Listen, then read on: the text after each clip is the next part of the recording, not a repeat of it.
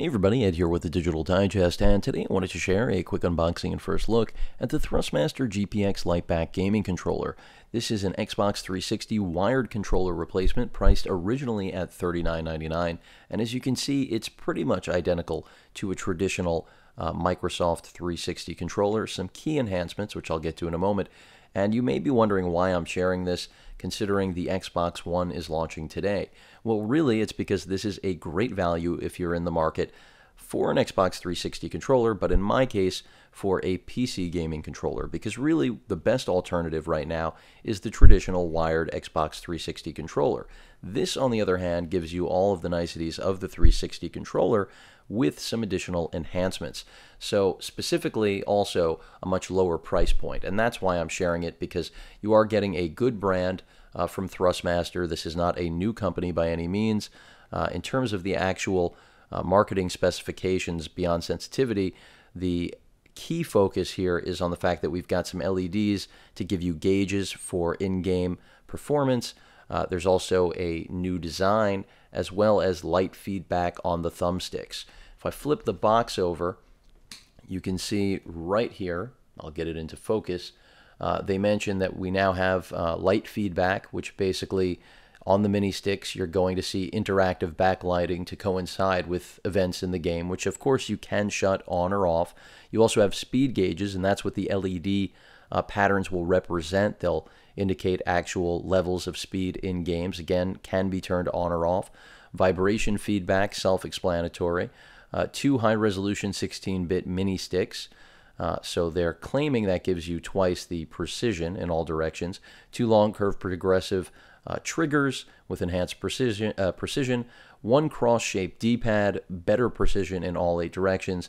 Of course, the Xbox guide button is there. After all, like I said, this is really an Xbox 360 controller, but because it's wired, it does double as pretty much the same, if not better than, a traditional 360 controller for PC gaming.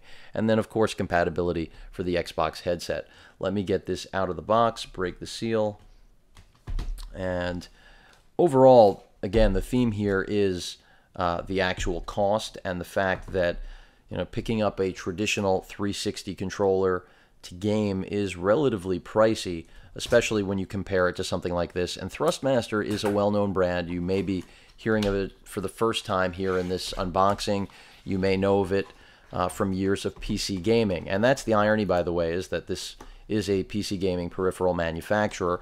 And that's part of the reason, as I try to get it out here, that it did appeal to me, is that, you know, a lot of times you buy these third-party controllers and they are junk, quite literally.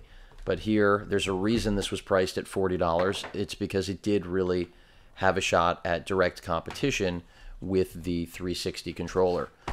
So as I dissect the cardboard maze here that we have, all of the pry points to get the wired controller out of here, which apparently I don't have to dissect. Just get this out. You can see form factor is, this is part of what they were mentioning in the redesign, a little bit slimmer.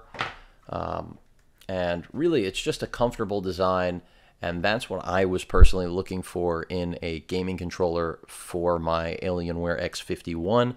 If you're like me and you have a console-esque gaming rig that is really living room friendly in that form factor, or if you're just looking to game with a traditional full-size tower, you probably already have tried some sort of controller, and this just represents a great value right now. So these are the LEDs that I was mentioning before that will essentially, you know, blink to coordinate with speed, let's say in a driving game.